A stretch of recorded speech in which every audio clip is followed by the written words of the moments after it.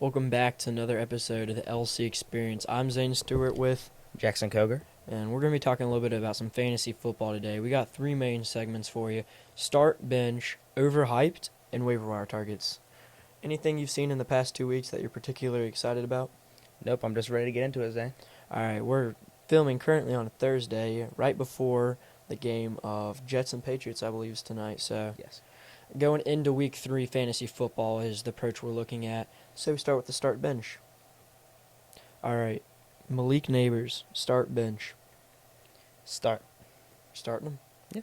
Why? I just think he's going to do well for my team. Personally, my team is not very wide receiver heavy. I don't have very good wide receivers right now. I stacked my running backs, and it's not going well for me, Zane. So I actually have Malik Neighbors in the league that me and you were in, and I loved his performance so much last week that my name has now been changed to Love Thy Neighbor. And so, guess how many targets he had against Commanders last week? How many, Zane? 18 targets. And that can translate into a whole lot of fantasy football points, and I really don't see that number really going down. No, then again, it was against the Commanders. Now, I love the Commanders. But at the same time, they don't have a very good secondary right now. Yeah, it's funny when Giants scored, I think, 3 touchdowns and didn't let up a single touchdown and managed to lose the game. Yeah, well, hey, we're the only team that can win 21 to whatever the score was on field goals alone. Pittsburgh So our Steelers kicker went off. against Atlanta, week Let's 1. not talk about it, though. All right, moving on. Josh Jacobs, start bench. I'm gonna say bench, because he's questionable right now, is he not? I believe he was questionable. The news right here I've got is he was limited practice participant on Wednesday due to a back injury. Yeah, usually when they're limited on a Wednesday, they're typically going to play, but that's my first time hearing about that report. Personally, I'm benching him. He has 235 yards, which is pretty average, and it's okay, but that's not what's going to give you enough points to really win a fantasy matchup, and he has 0 touchdowns as of now. I don't like that number. Running backs score a lot of their points off of receiving and getting touchdowns, and 0 touchdowns is not fun. Not to mention it goes hand in hand with 2 fumbles already this season. Yes. And 2 weeks in, that's not a stat you should be proud of. Quarterback, Baker Mayfield. I think I'd start him, Zane. I mean, he's had a pretty good couple of games. His first game, I believe, he only missed 4 pass attempts. Pretty comfortable win, but again, it was the Commanders. Yeah, I hate to sound like copycat, but it's going to be a start for me too. I have him in one of my leagues, and QB1 right now, fantasy football. Mm-hmm. He's been playing like a true dog out there. I'm really proud of him. He's Dog. I got him in a trade. As a trade, I believe I won by a landslide, especially with Tua being hurt now. I traded Tyreek Hill in return for Saquon Barkley, Baker Mayfield, and Trey McBride, so that was one heck of a trade. It's a bold trade. But nonetheless, moving on to overhyped. All right, I got a couple hot takes in this one. Overhyped, Calvin Ridley. Calvin Ridley. I don't think he's done very good so far. He's only had 2 targets in his last game, no yards. I don't think he's doing it.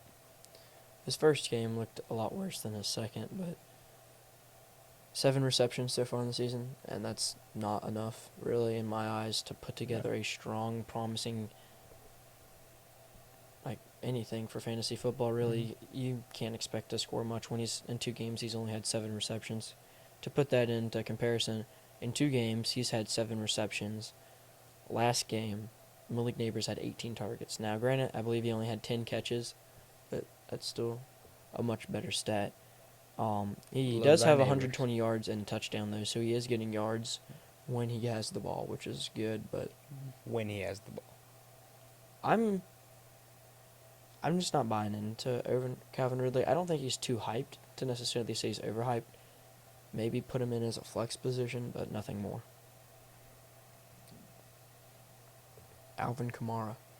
Alvin Kamara has been doing pretty good lately. How many points did he score last week again? I want to say 44. That's what I thought. He's doing pretty good. I think last time I checked, he was ranked number 1 in fantasy. I mean, when you put up 44, Yeah, it's gonna gonna take you up there. gonna get you a pretty good rating. So I'm going to say overhyped, and I'm probably not going to get a ton of love for this one, but I think the last game, and really even the week before that, that was his absolute ceiling, and I don't think he can reach it ever again. That's just me talking. Guess how many total yards he has? How many is that? Just a little bit under 200. Josh Jacobs has 235. Josh Jacobs is not even in consideration of top 10, really. But Alvin Kamara is, they're saying, number one. Well, I think it just shows their willingness to go for him for those tough passes. Well, then you also have to look at Alvin Kamara already has 4 touchdowns this season, and I feel like that's his ceiling too. I mean, he might get a couple more, but I'm not saying he's not going to score a touchdown the rest of the season, but I am saying he's nearing his ceiling. I don't think he can continue to play like he's been playing. In 2023, he only had 5 touchdowns the whole year. In 2022, he only had 2 touchdowns the whole year. In 2021, he only had 4 touchdowns the whole year. He already has 4 touchdowns now. Running backs don't get better with age. They're not quarterbacks. They don't get better as they get older. Usually your first 2 or 3 years in the league are your best years with a running back because it's when they're the youngest, the fastest, the healthiest. I don't see Alvin Kamara continuing to what he's doing now. Okay. All right. This is one that I typically don't get too many people to agree with, but overhyped, CJ Stroud. For fantasy, overhyped. He's got a pretty good career there, but not for points. You know, they can go play a game and perform well, but I don't think he's going to be scoring any of those big numbers. So he has 490 yards and 4 TDs, and I love CJ Stroud as a quarterback, but to go off what Jackson was saying, you can be a great football player and be an okay fantasy player. Or you can be an okay football player and be a great fantasy player, depending on what your role in an offense is. And for quarterbacks, the cheat code to scoring a lot of points is their ability to rush. And CJ Stroud does not have that rushing ability. So, personally, I think he is overhyped, considering people are drafting him with top 5 in some leagues in quarterbacks, and he just doesn't have that rushing upside. All right, you ready for some waiver wire targets? Shoot. All right, you picking these guys up. Raiders defense. You know, I think they've got pretty chance. They rally the ball quick, I will say. But other than that, I don't really have much to say about them. So they gave up a decent amount of points and didn't look the greatest against the Ravens, but the Ravens is also a strong team. The real reason I want the Raiders isn't because I think their defense is good. It's because they're playing the Carolina Panthers. Give me the Raiders, man. The Panthers have scored 1 touchdown all season. I think they've scored a total of 13 points all season. Give me the Raiders. Give me the Raiders defense. I don't think any week's a good week to be a defense when you're playing the Panthers. that's exactly the theory. All right, Geno Smith. Again, I don't really have much on Geno. You know, I know you're one of his fanboys, but I'd like to hear what you have to say. All right, well, you're not wrong. Geno is my boy. As a Seahawks fan, I gotta love him. I have a lot of respect for him. He has 17 points, fantasy points, in each of his 2 weeks, and that's really good. In week 1, he did show off his legs a little bit. I believe a 34-yard rushing touchdown. Yes. That's exactly what you want to see out of a fantasy quarterback. You get 6 points for a touchdown plus 34 yards rushing translates into 3.4 fantasy points. So that's basically a 9.4 fantasy point play, and that's an incredible number. That's a lot of points. One play. Yeah, especially for a quarterback. I'm not saying to start Geno Smith over somebody like Jalen Hurts or Josh Allen or Lamar Jackson or Baker Mayfield even or Derek Carr the way he's been playing this year. I'm not saying to go out there and start Geno Smith. What I am saying is I would pick him up on the waiver wire, let him sit on your bench, let him fill in when you have a bye week. The injury bug's been going around pretty thick this year. Mm-hmm. I mean, you've already seen Jordan Love, he's already gone down. Tua Tagovailoa, he's already gone down. So if this happens to your fantasy quarterback next, I think Geno Smith could be the solution. All right, last one. are aware of who our targets. Jordan Mason.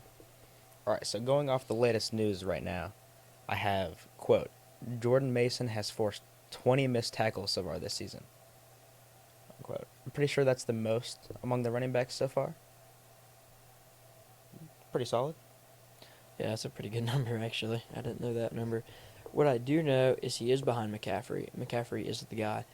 McCaffrey's not going to be back till mid-October. No. So you're going to get a few more good games with him. And in the time he's been, he's got almost 250 yards and 2 touchdowns. So he's consistently getting you about 1 touchdown and a little over 100 yards a week.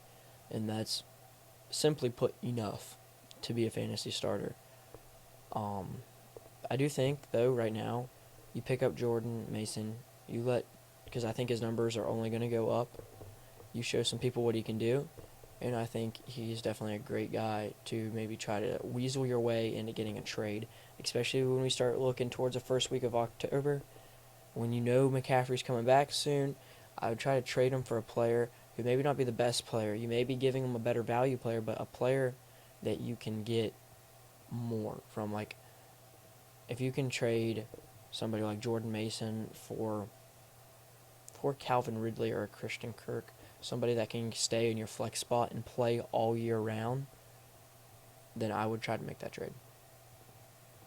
All right, well, that's all my topics. Do you got anything just from the past few weeks? Yeah, I've got a couple guys to bring up. I wanted to hear your stance on the Kenneth Walker injury. So he was not practicing Wednesday. Is expected to be back for Sunday. It's his oblique, so I don't know much about the oblique. I'm not an anatomy or anything like that. But what I do know is Seahawks need him. We're going against the Dolphins, and the Dolphins are going to be mad coming off of the Bills game. However, we do have the few upsides that Tua is out, and that will help us. But we need Walker back, because you've seen last week, Kenneth Walker was out. Geno threw for an insane amount of yards. Both DK Metcalf and Jackson Smith and Najigba had over 10 catches for over 100 yards. The two of them did, which is first time in Seahawks franchise history that 2 receivers have done that in the same game. I don't think we can throw for that many yards against Jalen Ramsey. I think the Patriots were a little bit weaker in that field. I mean, you can see that touchdown pass that DK Metcalf caught. There was nobody in sight. That's not going to happen when you square him up with Jalen Ramsey, and we need Walker back. Zach Charbonnet did a great game, and I think he's going to continue to be great. But Question building off that, do you have Kenneth in your other fantasy league? yeah, I do right now, and I did put him in. He is expected to play, so I have him sitting in my flex spot right now. If I get word that he's not going to play, he will be subbed out. Anybody else you want to talk about? I believe we were talking about bringing up Zay Flowers. Yeah. Just as the little song goes, that you should have drafted Flowers. You should have. You really should have. Because now he's dancing with a Ravens fan. Yeah. So, my friend, I don't have Flowers in either of my league, even though he was on my target list. And he balled out last week, I believe. Put up some points. 21, 22 points, I want to say, somewhere in that area. I can't check that. But he balled out for sure. And so I'm excited to watch him play again this week. Ravens, I believe, should be picking up their first one of the season coming into Sunday's game. They might actually play Monday Night Football. I'm not 100% sure. Either way, that's all I have. Going to be wrapping it up. Thanks for watching. Hopefully we did not just destroy your fantasy team if you took any of our advice. But maybe we built off of it. Yeah, maybe. So, who knows? Maybe we helped you out just a little bit. But as for now, I'm signing out. I'm Zane Stewart. And I'm Jackson Koger. Thank you for watching.